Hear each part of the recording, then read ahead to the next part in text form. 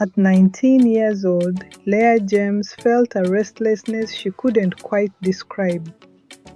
Fresh out of college with a degree in business management, she returned to her Caribbean island, expecting to help with her family's affairs and maybe find a job at a hotel or a small office. But every morning as she walked through the bustling market stalls, she couldn't ignore what she saw, or rather, what she felt. The marketplace was alive with colors and smells. Vendors shouted greetings, waving bunches of fresh herbs, dangling handmade jewelry, or proudly displaying fish caught just that morning. Spices perfumed the air, and laughter bounced between stalls as children darted under tables. It was paradise on the surface, but Leah's trained eyes noticed something deeper. Some stalls were overflowing with customers, while others sat quietly, their owners weary, their goods untouched. One woman sold out her baskets of fruit before noon, while the vendor next to her barely sold enough to cover her booth fees. It wasn't because the fruit was better. Both were fresh, ripe, and local. It wasn't luck either. It was strategy, presentation, and confidence. Skills these vendors had never been taught. Leah paused at a fisherman's stall one morning, watching him argue with a tourist over the price of a snapper. His frustration boiled over, and the tourist walked away. Leah knew immediately what had gone wrong. His product was good, but his pricing and approach weren't connecting with his customers. Multiply that by dozens of vendors, and the pattern was obvious. They had the passion, the craft, and the products, but lacked the business skills to thrive. That evening, Leah sat at her small wooden desk overlooking the ocean. The waves crashed gently against the shore as she opened her notebook, her pen trembling with excitement. She wrote down everything she had seen: pricing strategies, customer service techniques, packaging ideas, and even digital marketing tips. For the first time, she realized her degree wasn't just for herself.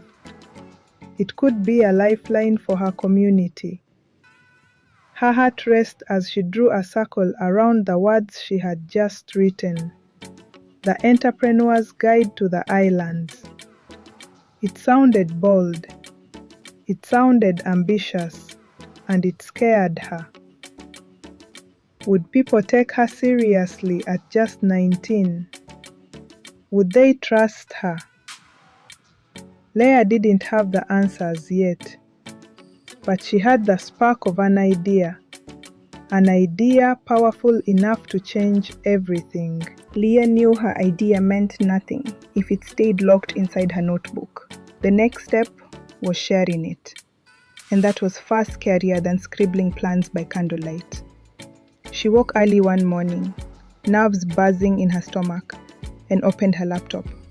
Using the simplest free design program she could find, she created a flyer, bold blue letters announcing The Entrepreneur's Guide to the Islands. Learn how to grow your business. She added a line promising free introductory advice for vendors, along with her phone number and email address. The flyer wasn't perfect, but it was hers. That afternoon, Leah walked into the market armed with a stack of freshly printed flyers. She took a deep breath, squared her shoulders, and approached the first vendor. "Good afternoon," she began, her smile warm, but her palms sweaty. "I'm offering workshops to help vendors like you, pricing strategies, customer service tips, packaging ideas." The man, a fisherman with leathery skin and kind but tired eyes, cut her off with a shrug. Why fix what isn't broken? I've been doing this for 20 years. My father before me too. Fish is fish. People will buy. Leah nodded politely and moved on. At the next stall, a woman selling mangoes listened quietly before shaking her head.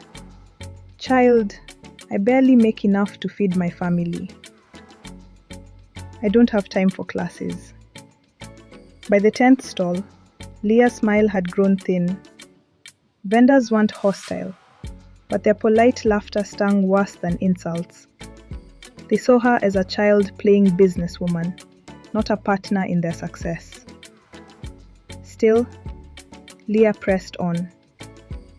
At one jewelry stall, a younger vendor tilted her head curiously.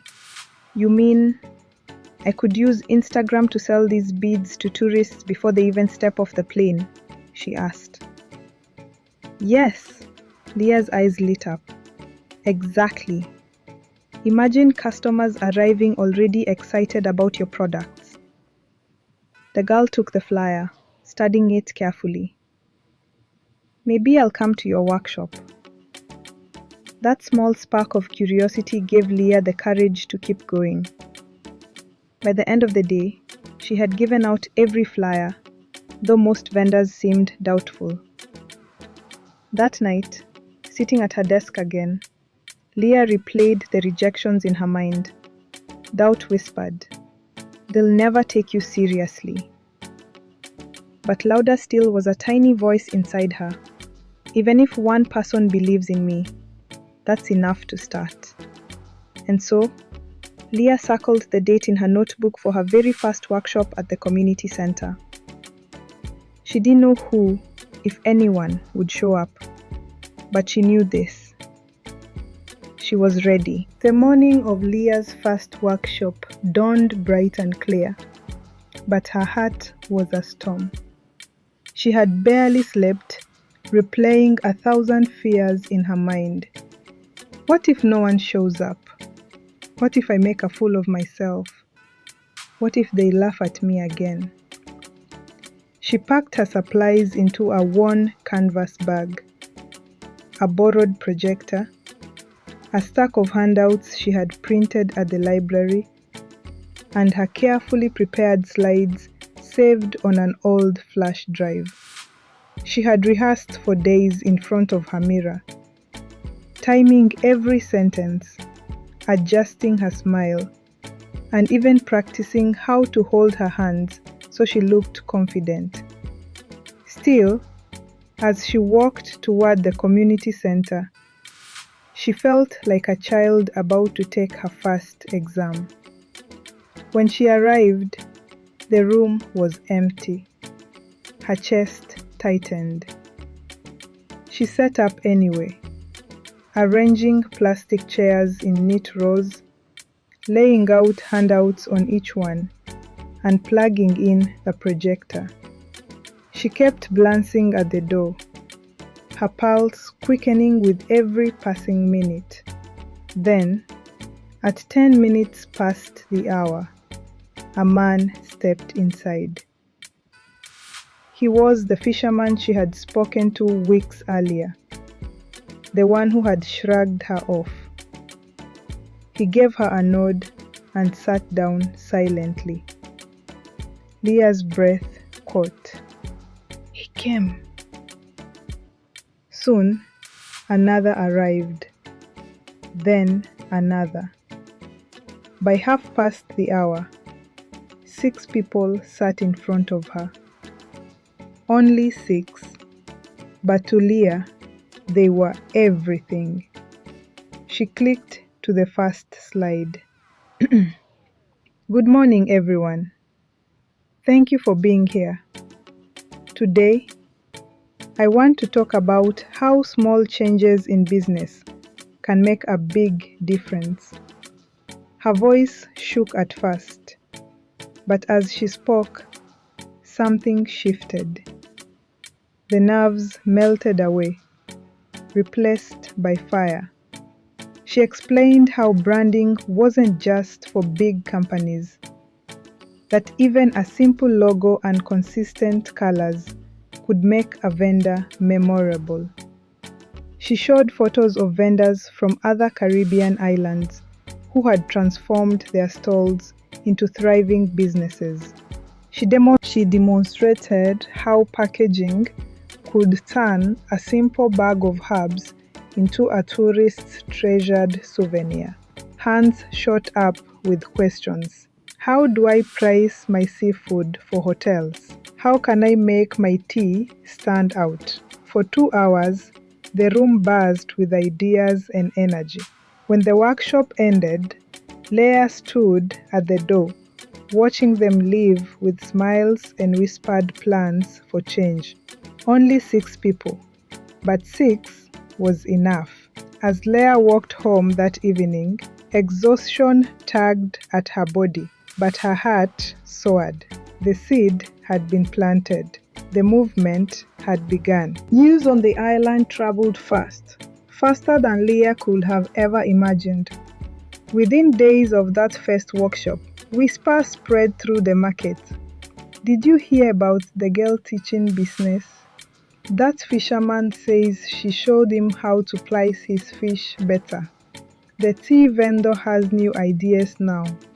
At first, Leah thought it was just polite talk, but then her phone began buzzing with calls. Vendors wanted to know when her next session would be. Some were curious about social media. Others wanted to learn how to make their stalls more appealing. Leah could hardly believe it. People were actually seeking her out. When the date of her second workshop arrived, Leah expected maybe 10 people. But as she unlocked the community center door, she froze. Vendors were already lined up outside, chatting excitedly, waving her flyers in their hands. She hurried inside to set up, but by the time she arranged the chairs, the room was already filling. 10, 15, 20. She had to run next door and borrow extra chairs just to fit everyone. This time, Leah didn't tremble. She stood tall, feeding off their energy. She began by asking, "How many of you want to make more money without working harder?" Nearly every hand shot up, and the room erupted in laughter. That laughter wasn't mocking this time. It was hopeful. Leah guided them through storytelling in sales, showing how sharing the history of a recipe or the journey of a handmade necklace could transform a simple transaction into an experience. She explained how tourists didn't just buy products, they bought stories. Vendors scribbled notes furiously, nodding as if light bulbs were switching on in their minds. Afterward, vendors crowded around her with questions.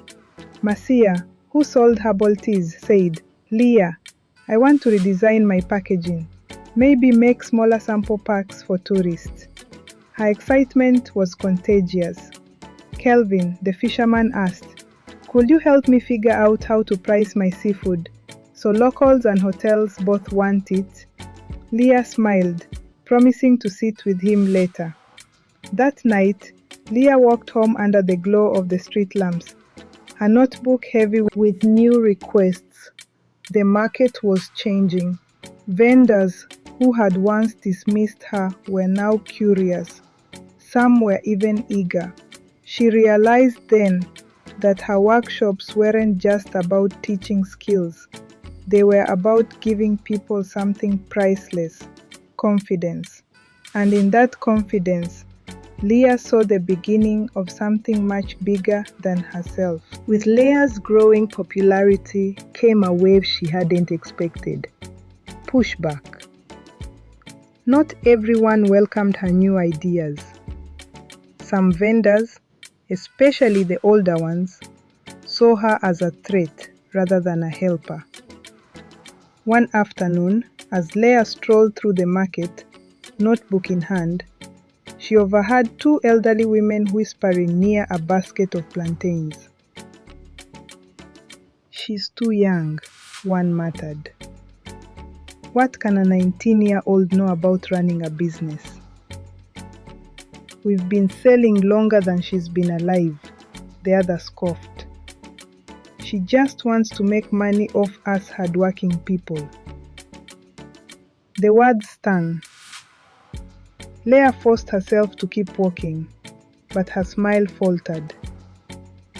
She had always known that not everyone would embrace change, but hearing it spoken aloud cut deep. The resistance didn't stop there. Some vendors began telling others not to attend her sessions, claiming that she was interfering with tradition. A few even mocked the vendors who had tried Leah's strategies, saying things like, "So you think a new sign makes you rich?" At first, Leah thought about confronting them.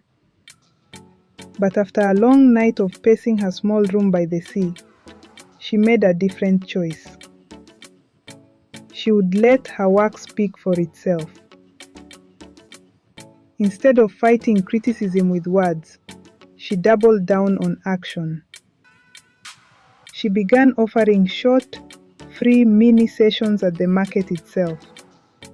Quick tips shared in 15 minutes while vendors arranged their stalls.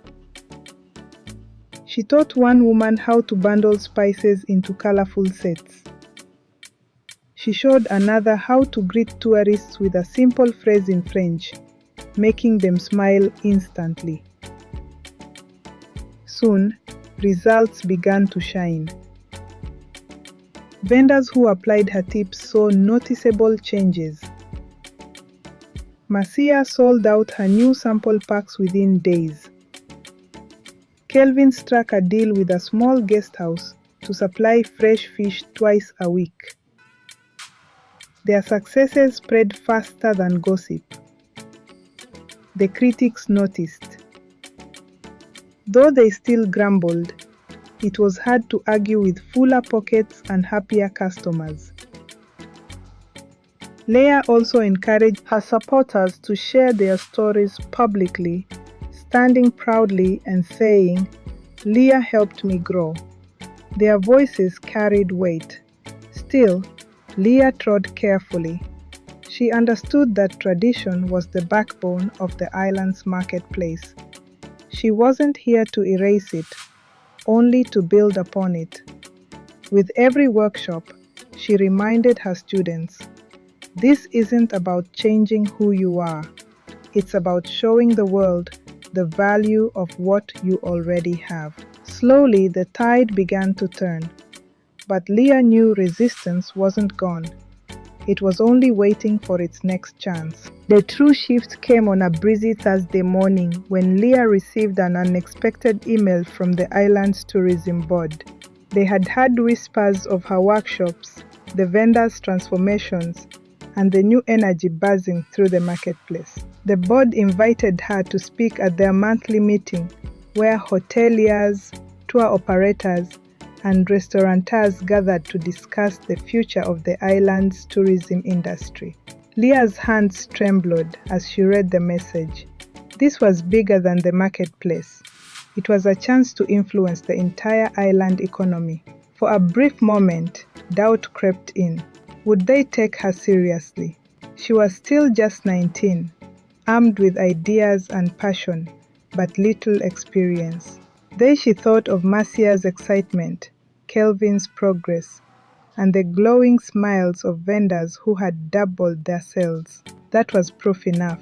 The meeting took place at a seaside resort, where polished executives mingled in crisp suits. Leah felt out of place in her simple dress, but when she stood at the podium, a calm determination settled over her. She spoke about collaboration, how hotels could feature authentic local goods, how tourists craved genuine cultural experiences, and how vendors could thrive if given the right tools. Tourists don't just want to buy something, Leah said firmly. They want to take home a piece of the island's story, and no one tells that story better than our vendors. Silence followed her words. Then applause burst across the room. Hotel managers nodded thoughtfully, tour operators scribbled notes, and the tourism board members exchanged approving glances.